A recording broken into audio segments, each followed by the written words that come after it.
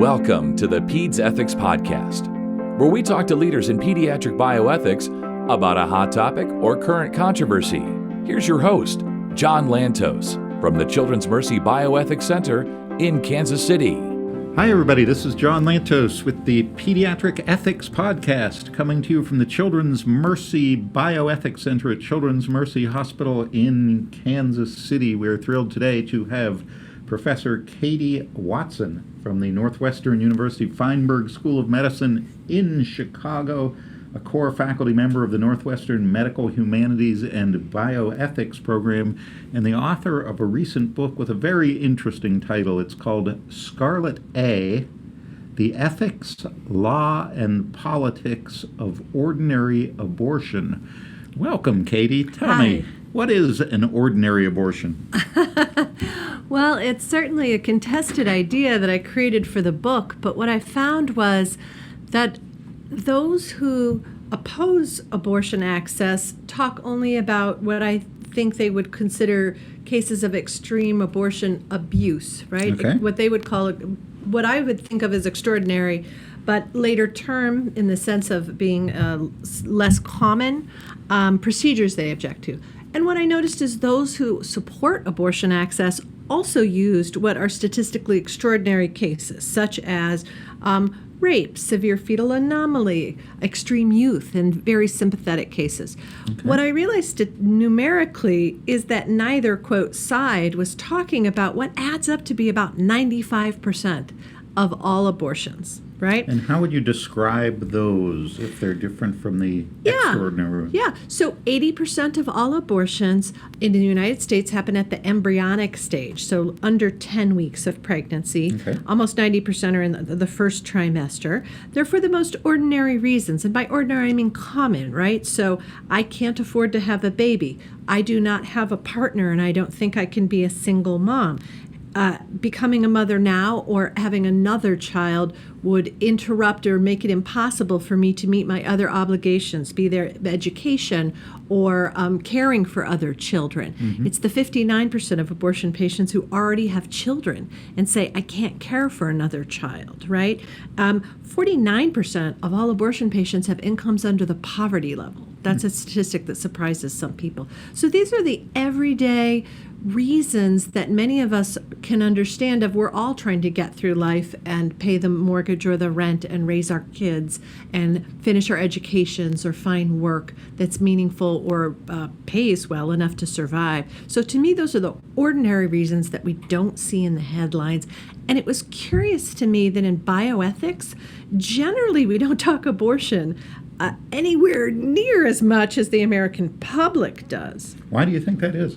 Well, a gray-haired ethicist, a very senior person in our field, told me when I told him I was thinking of writing a book, he said, oh, there's nothing new to say. We debated abortion in the 70s, and it was a tie. Uh-huh. And I thought, well, we live in the 21st century, and apparently the rest of America has not stopped talking about it. It's one of the most common medical procedures in America, yet we've cordoned it off. So I think in our field there are two things going on. One is we like the neon light cases too. We like the extraordinary, and if there's something that hasn't happened yet but sounds scary, we can get a grant to talk about that non-existent technological challenge. Mm-hmm. But we want to talk about why so many people can't get hypertension care. There's no grant for that. The second piece is stigma. And I really believe that there's become this fear of teaching about or talking about abortion, even in medical schools, though it's a medical procedure and a constitutional right. You have no constitutional right to your meniscus repair, right? The legislature could ban that tomorrow, and you have no recourse. This is one of the only medical procedures you actually have a constitutional right to. And if we can't talk about it in medical schools, mm-hmm. I'm not sure I hold out hope for the rest of the country to be able to have a thoughtful civil discourse about it. So the stigma affects us too, and the fear and the idea that being apolitical somehow means being silent, as opposed to being nonpartisan, which is what academics and ethicists I think ought to be. But our work always encounters the edges of policy and politics. But imagine to say to a bioethicist, you can't talk about fill in the blank, vaccines for pediatric populations because that's too political. Mm-hmm. Or we can't talk about transplant because that's something Congress regulates, so get out of it. So you decided to write about it. Yeah. What's the reception been? Have you gotten a lot of controversy? No, I've gotten a lot of thank you notes, which affirmed my sense that people want to talk about it, but have been taught or told that they can't. But when you open a door, and, I used to think it was about how do we learn to talk about abortion? Mm-hmm. What I've come to understand is there's a parallel piece that's as or more important, which is how do we signal that we're able and willing to listen about abortion? Because people have lots to say, but they don't raise it first. But if you open a door and mark yourself as someone who's happy to have a conversation and happy to genuinely hear them regardless of their point of view or their life experience, people get really chatty. And so what I found is if you want to hear people's abortion stories or abortion opinions, spend a couple years at cookouts and cocktail parties when people say, "What are you up to?" Say, "I'm writing a book about abortion." And then just shut your mouth and listen. And people say you can't talk about it. I can't tell you how many, probably now verging on 1,000 wonderful conversations I've had. Tell me some of the stories you've heard. Well, so what I was, two that mark a pole for me. In the book, I talk about the difference between whether abortion is a constitutional right, yes, no, and whether abortion is an ethical act, yes, no. And separating those out, not that they have no relationship, but it's very productive. And so there is a physician I work with who identifies himself as pro-life, and he's very passionate, and that identity is very central to him. He's a family physician, refuses to perform abortions. It's a religious perspective as well as a secular perspective. We've worked together for many years, and I've heard a lot about his point of view. I assumed that he wanted abortion to be illegal. I wasn't conscious of my own assumption. And it was only in writing this book that I asked him, "Hey, so you want all abortion to be illegal?" And he replied, "Oh, no. Then we'd be back to septic wards. I don't want abortion to be illegal. I want it to be unnecessary." And I thought that is so important. He's pro-choice and anti-abortion. But because I conflated his ethical stance with his legal perspective, I made an unwarranted assumption. Similarly, I was speaking to an obstetrician who fought to be trained in her residency in abortion. She trained in a part of the state, the part of the country where it was very conservative, very anti-abortion. She had to fight tooth and nail to be the only person in her residency class to get trained in abortion procedures. That's not her area of practice now, but she's advocated for other residents and she supports the education of it. I made an assumption about her, and when we were talking one time, we were walking down the sidewalk in her city, and she whispered to me, she said, I don't know if it's ethical. Now that I've had a kid, I sort of feel like, is it ethical to end a pregnancy? I don't know, but I will defend the right of my patients to have it and my students to do it till the end of the day. And I thought, wow, I wouldn't have assumed that about her ethics perspective, but she doesn't have space to have that conversation, but I've been marked as safe to make the confession. So people's views seem to be a little more complex and nuanced than shows up in the culture wars where you're either pro-life, pro-choice, and it's sort of a monolithic, cartoonish belief. Absolutely. And in the polling that asks the most simplistic questions, so I don't think, in the book I talk about, I'm not that interested in opinion polling. It's interesting, but in my basketball career began and ended in 7th grade. And what I learned is when you're guarding a girl, you don't look at her eyes. Like, her head can fake you out. Right. You keep your eyes on her chest. You follow the body. The body does not lie. And so in this book, I was interested in the epidemiology and the fact that 1 in 3 women over 45 have had an abortion in the United States. 1 in 4 under 45 will, if the current statistics, were to stay the same. And in 1800, the average white woman, and that's the only group for whom statistics were collected, had 7 children. In 2015, the average American woman had 1.8. It turns out we love contraception and abortion when you follow the body. I'm not sure we're as conflicted as we say we are. And the providers I spoke with talked about how common it was for them to have appointments with people who started out by saying, "Listen, I'm completely pro-life. I'm against this." Or well, I interview one physician in the book who says every day, and she's in clinic, at least one patient grabs her arm and says, "Doctor, I need you to know I'm not like these other women." And how do you respond to that? Like, yeah, you are. Like, you have an idea. So part of your perspective is from your background as a lawyer. You've worked for the ACLU. What do you see in the legal debates going on now? Will there be changes? Will the constitutional right survive? Yeah, I wish I had a crystal ball. I'm very transparent in the book that I think Roe was correctly decided and that it should be maintained. Whether that will happen, I'm not sure. It'll be a legal mistake if it's not.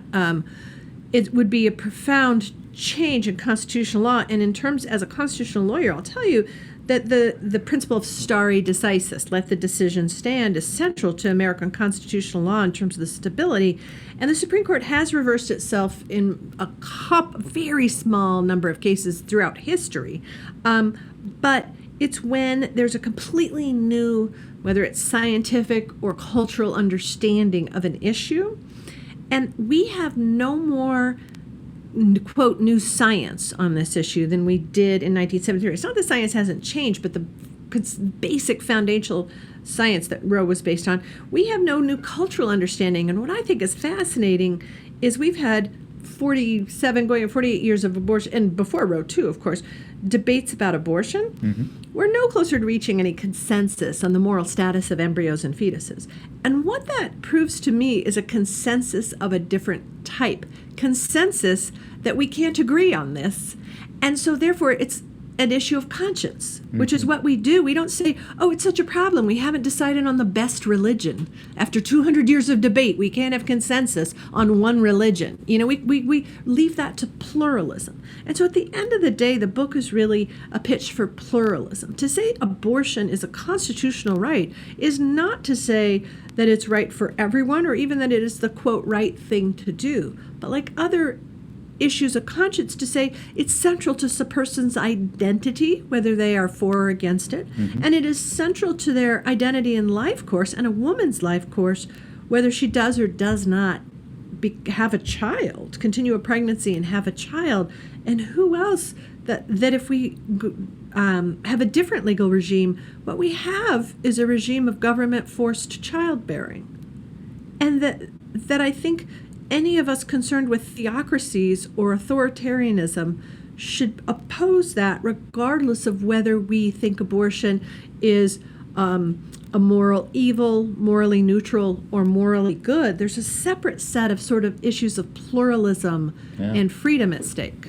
Were there any surprises when you did your research? Did you change your views on anything as a result of something you discovered?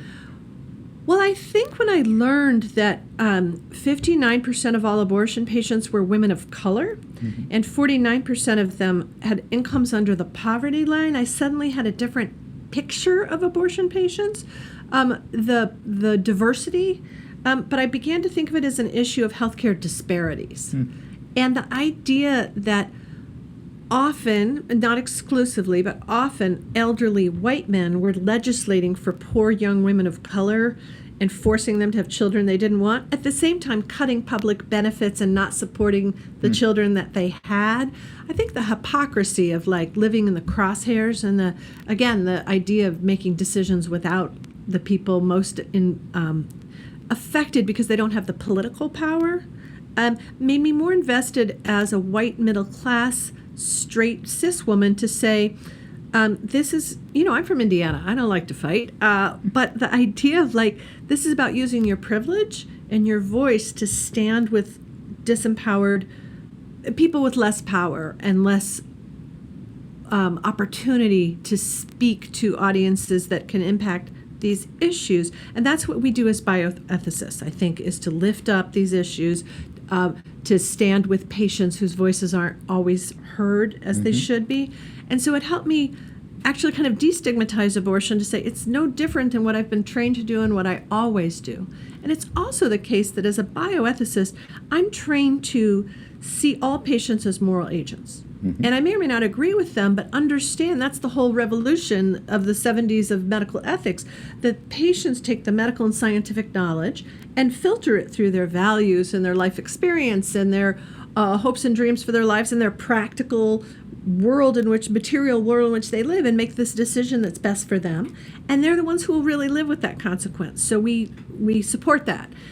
I don't know why I would treat the 42% of people and couples confronting unwanted pregnancies who choose to terminate less moral agency than the comparable number that continue their pregnancies, right? And so for me, it was about honoring both those patient sets and trying to understand them, but also asking for reciprocal respect. I realized I'd been trained to be very respectful of people who oppose abortion, but those who oppose abortion are not always respectful of the patients who choose it and the physicians who provide it, and that made me mad.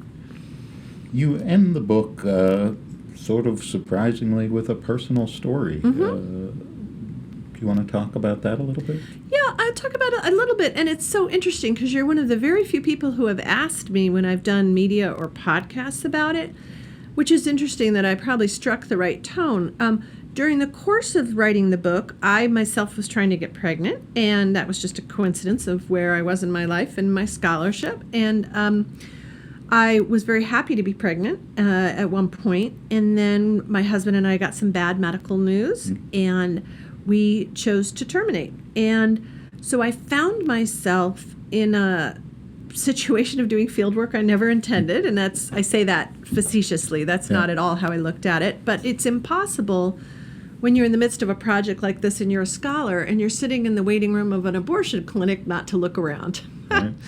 So yes, it was profound to me and helpful to me to have already thought so deeply about stigma and how I might have reactions to think, oh, mine's medical, it's different. And I'd already thought through, no, it's not. You talked a little bit about worrying about protesters when you went to the clinic. Yeah, and it's so funny. I talked to an academic hospital first about doing it there, and because that's where we had our testing, and they told me it would cost upwards of $20,000. My insurance would cover it, but there'd be a 20% copay, and we can afford to do that. But I said, can you do that at the local clinics? And they said yes. And I said, how much would it cost? And do you know? And they said $720. $720 versus $20,000. Yeah, and I was lucky to have been in a professional and then personal relationship with someone who is a second trimester provider in another state and who trained in my city. So I emailed her and said, what would you do? She said, I'd go to the clinic. I actually think it's better. They do a faster procedure. You don't need to do all this convoluted OR stuff that this other place will do. And so I went, and what was interesting is I had the impulse when I got to the clinic to not give them my insurance card to pay out of pocket, even though my insurance would cover it. And I realized I was having the same stigma of like not wanting to be bureaucratically tracked. And then I realized it was sort of like almost a political act to give them my insurance card. It was 100% covered. And I felt good about my money going there, actually. So that was so striking to me. But I was amazed at how well I was treated because I had a medical issue. And so when I was speaking to the hospital scheduler, I said, well, why would someone go to the hospital instead of the clinic given this price differential, even if you have an insurance coverage? And I expected a speech about quality. And she said, well, maybe they don't want to deal with protesters. And I thought, wow, talk about the tax, the stigma tax. Yep. And she said, also, your abortion is different. You don't have a choice. And she was trying to be very nice to me, but that just hit me like a ton of bricks. Of course I had a choice. We all have choices. Some of our choices are more sympathetic, or we have more limited options that other people can perceive, or they think I'd do the same thing. But we all have a choice. You have spent, I'm sure, hours with families in palliative pediatric care who chose to carry those lethal pregnancies or have children with severe every range of outcome who chose to do that. So to say anybody with a medical situation doesn't have a choice is false. Similarly, people doing it for, quote, social reasons, to say they have all the choices in the world is equally false. And so I realized I was having a nice lady abortion, and I was going to be treated very well for being a white married woman with a medical issue. And so it didn't make me mad, but it really taught me at an experiential level the caste system in care. It turns out having a medical reason, it doesn't change the procedure. No. Right? Doesn't make it more complicated unless I had like a cardiac condition. That's different. But it determines where you'll get to do it and who will pay for it. Sure. And those are the main things. So that is a very moving story. That's the last chapter of Katie Watson's remarkable new book, Scarlet A, The Ethics, Law, and Politics of Ordinary Abortion. The New York Times called it revolutionary. Georgetown's Kennedy Institute of Ethics Journal praised it as pioneering. It's published by Oxford University Press, and wherever you get your books, you can order The Scarlet A by Katie Watson, a professor of bioethics and medical humanities and a lawyer. Thank you so much for joining us on this podcast. It's my pleasure. Thank you. This is the Pediatric Ethics Podcast, coming to you from Children's Mercy Hospital in Kansas City and the Children's Mercy Bioethics Center. I'm John Lantos. Thanks for listening.